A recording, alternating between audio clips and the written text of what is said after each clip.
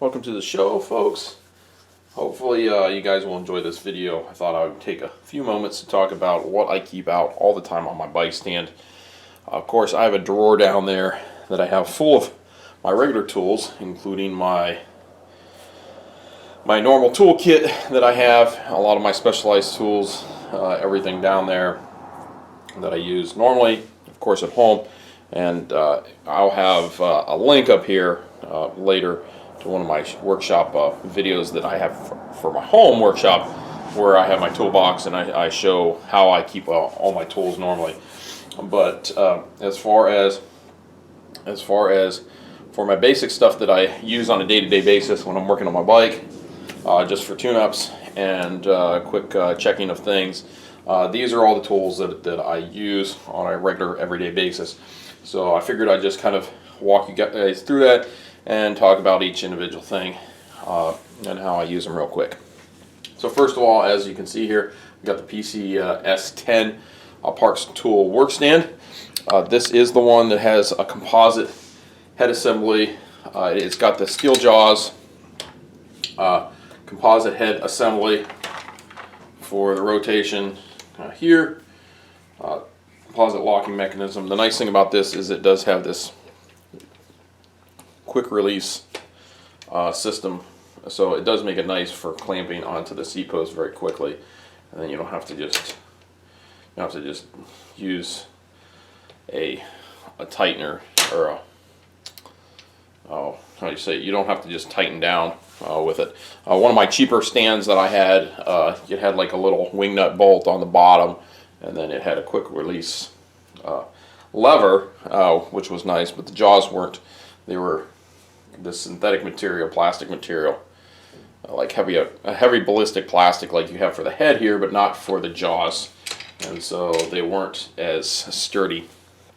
They wouldn't hold some of the heavier weight. So that's why I like the Park Tool, and that's why I use it. Now you can get this one is made down here, as you can see. It does have the spots where you can actually put one of these on it, but it didn't have it at the place where I bought the stand from. So I just took this little tool piece that just mounts on to your work stand, and I took it from my old work stand, and I just use it for here. The only difference is it angles a little bit, so some of the tools, if I just kind of toss them in here too quick, they could probably fall out. The Park Tool one is a little bit bigger than this one, but I don't need a ton of space for it. So one of the nice things that this does have, it has these little holes around the edge, and as you can see here, I have a full Allen key set that does fit onto a ratchet. So I have this old Craftsman ratchet I have from one of my ratchet sets. I have attached to it is, I believe, my 5mm. Yep, so that's a 5mm that I have attached to it. I just leave attached to it because I use that the most. And I have these two little slots here, so I keep that one attached right there. And then right next to it, of course, I have a little 5Nm Torx key that I like right there. Okay, so as you can see, I have 7, or actually I have a 10,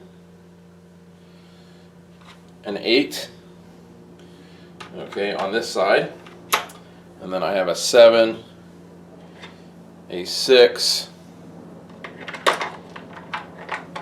a 5, a 4, and then a 3 mil. Okay, if I need anything smaller than that, I will go to a small little set that a regular hex kit that I have. I also have, as you can see here, I have 3 preset torque wrenches. Two of them, one's a 6mm, one's a 6Nm, 5Nm, and 2 of them I can take the bits out, as you can see right there, and they are magnetic. One's from Giant, one's from Ritchey. So the interesting thing is the Ritchey one is 5 Nm, because most bars and stems use 5 Nm. So this is the typical one for those. And both of those come out. The Giant is 6 Newton meters, which is nice because I use a lot of Giant products.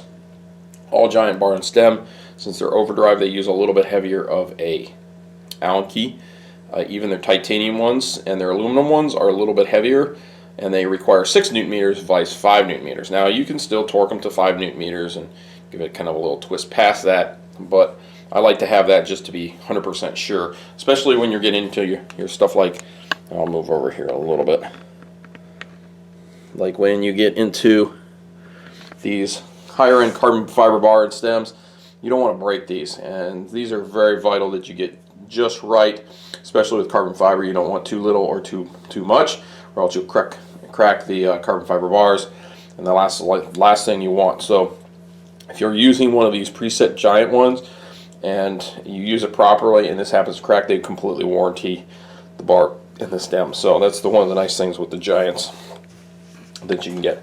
And typically you can find these at any Giant dealer like that. And they come with they do come with 3 Allen keys.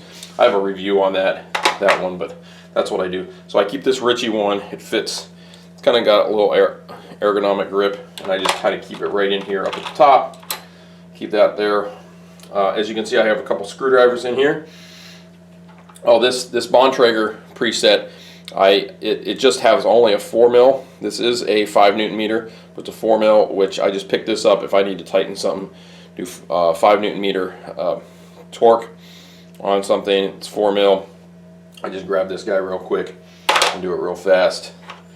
Typically, I'll keep on the Giant one. I'll keep this Ritchie one. I keep a 3 mil. For those few 3 mil ones, and then as you can see here I have a 5 mil, which I'll normally keep. Into the Giant one I'll keep a 5 or a 4 mil right there, just like that, for doing those type of torques. So that means I got a 3, a 4, and a 5 mil. Those are the most common.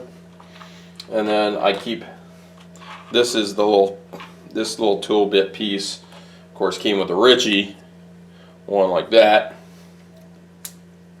And I have a couple extra bits that I keep in here from the Giant one, and I keep this little 4 mil, so I have the 4 and the 5 mil. Those are the most common ones on the Giants. And I kind of just leave it sitting in this top little piece up here. Okay. Another thing I keep in here. Nice thing is too, this has a little magnetic strip in here, so if I have bolts or anything I got to put in there, it'll hold those. So I also keep this, which is an adapter. I'll show you what I use that for in a second. So I need that adapter. That's for my torque, my main torque driver. Okay. I always keep a couple screwdrivers in here. Keep a Phillips head. Those are great for your derailleur hangers and your adjustments. I do have one here on the Torx, as well as, or for the torque key, and as well as the torque bits. So I keep one of these, and that's a nice size. The problem is that with some screwdrivers, they get a really big handle, and the problem is with a bigger handle you tend to torque a little bit more, or put a little bit more torque into a bolt. And the limit screws, they're not a tiny head. They're kind of a medium-sized head, but they're not a large head either. So if you can break those screws pretty easily. So you don't need a ton of loosening or tightening on them. You just need to be able to adjust them. But you want plenty of size, a good enough handle that you can get a good grip on it without stripping them. But you don't want something so big that you over tighten it and break it. I also have a small flathead here, nothing super fancy, just something small. Normally if I have to, there's really never any time I require a flathead for anything, but if I have to pry on something, this is good. This is also good for handlebar ends. If you have to get in there to pop those handlebar ends off, this is really good to have. Okay, I always carry a couple files, or keep a couple files out. Anytime you have to, if you got to cut off the top two from a bike, as you can see there on this guy, this Giant, I had to cut this off, and then it was nice to have a file. So I have two files. I have more files obviously in my main tools, back home. But something here, I wanted a couple different files. So I got a triangular file, which is really nice. It's flat, but I can get good purchase with this, and it's a good size that I can file everything off, but it's not too big. You don't normally need something super big, but if I had to file down like brake pads or something like that, this would be perfect for that. And it fits in there. This, you could also get a handle for it and put a nice handle on it, but I don't really need that, so I just keep it like that. And then I got a small, I could have gotten like a rat tail file, but I just got a small circular file to get into some spots where you need to get into some maybe curved edges, and that works perfectly just like that. Okay.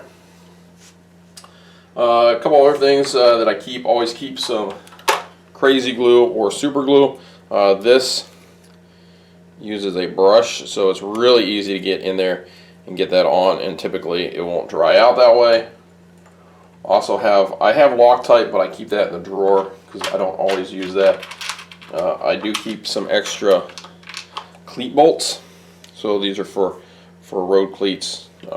Those were in with my Specialized shoes, so I just keep extra ones up there. And then I keep some dental floss. Now people are like, why do you have dental floss? So if anytime you have to internally route cables, I got a couple of rolls of this, and I get the non-waxed, the unwaxed dental floss for that because it allows me to tie a tighter knot around the cable to get it through, and it's easier to get through the inner cable housing. So that's why I use the dental floss for. And you should be able to, this should last you a long time. That's $1, so you throw it away, that's fine. I know Park Tool makes a really handy dandy internal routing kit, and I've thought about getting that, and probably at some point I probably will buy that, but for now this works fine. Okay, so that's the tools that I keep here. We'll go kind of around to the back a little bit. So I'll come up here. As you can see as well, I also always keep a roll of electrical tape, and I throw it up here. This is my Park Tool. This is when I take the rear wheel out and I still want to clean my gears. This allows me to get in close and personal, so I take it out and I put the chain on there, and it keeps the chain from rubbing against the bike frame. So use that. So, and then of course, as you can see here, we have our Park Tool rack-mounted truing stand. Okay, and that's the other thing that I always kind of keep here. As you can see this, you can put your wheel here, and you can true a wheel from one side, flip it around, and do the other side. So it's not so much, this isn't so much as a wheel building tool, but it does, if you have to do some quick truing, this is absolutely perfect for that. So last two things, get the camera back down. Last two things that I use and I keep out all the time is this is my torque wrench. And this is my primary torque wrench. This is of course why I have the adapter, because as you see, uses a smaller 1/8.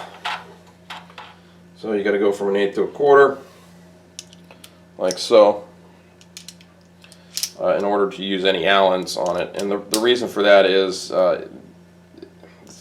all torque wrenches are one size down from the, so you always have to use an adapter down for that. Excuse me. So as you can see, that's how you would use this torque wrench. And then the nice thing I like about this torque wrench, it's a Husky. It's not a Park Tool makes some good ones, but this one I think was like $50. It's probably about half the price of what a Park Tool one is, but it's still good quality. You come from Home Depot, sells Husky tools. And if you look, you have inch pounds on this side, and then on this side you have Newton meters. And the only difference is, instead of having a dial that actually just shows you only what torque value you're on, this one, it shows you the number here and then the torque value up here, and then you just pull down the lock ring and you twist it to where you need it to be, and that's how you set your torque value. So the torque values are set in specific increments. So this one goes, let's see, in Newton meters, it goes all the way up to 23 Newton meters, and it has increments of 1 Newton meters. So it goes from like let's say 23, 22, 20, 19, 18, 17, 16, 15, 14, 13. It goes all the way down to, I believe, what is it? 2 newton meters or something like that. Let me see. Sorry, 5.1 newton meters. So this goes down as far as you would need to.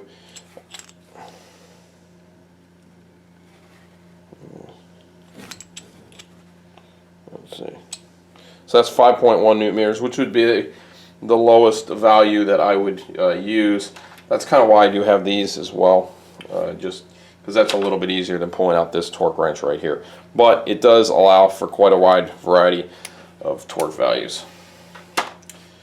Okay, and then one last thing that I always use on a daily basis, and I think about all the time. It's not as often that I use these tools, but I do keep out my main Allen key set. So this is quite important because you want a good set of Allen keys. You don't have to get something like this. It's as expensive as a Silca Allen key set, but this is nice. I do use this on a regular basis. Anytime I want to use smaller Allen keys, I use these 100% of the time. I won't use a cheaper set because these will not round off the bolts, and they won't round themselves off. So even if something was to happen with the bolt gets rounded, I can still use this, normally get the bolt out, and then go replace the bolt. But the problem is when your Allen keys start to wear down, that even if you have the best quality of bolts, so stainless steel are getting really popular now because they don't corrode, especially on mountain bikes. So if you start to round off your Allen keys and then go use them in a bolt, eventually you're going to round off the bolt, and so that's the last thing you want to do. So even if you have some kind of crappy bolts, you still want to have good Allen keys, because rounded bolts will ruin your Allen keys, and then it's kind of like a virus. It just spreads. So get yourself a good set of Allen keys, okay? And you don't have to pay as much as I did for this, but I would say you want to at least pay a good $20 to $30 for a good set of Allen keys. So that's my tool setup that I use for every day. Of course, if you like this video, make sure you give us a thumbs up. As always, if you click up here, you can subscribe to the channel, and if you click over here, there's another video about tools.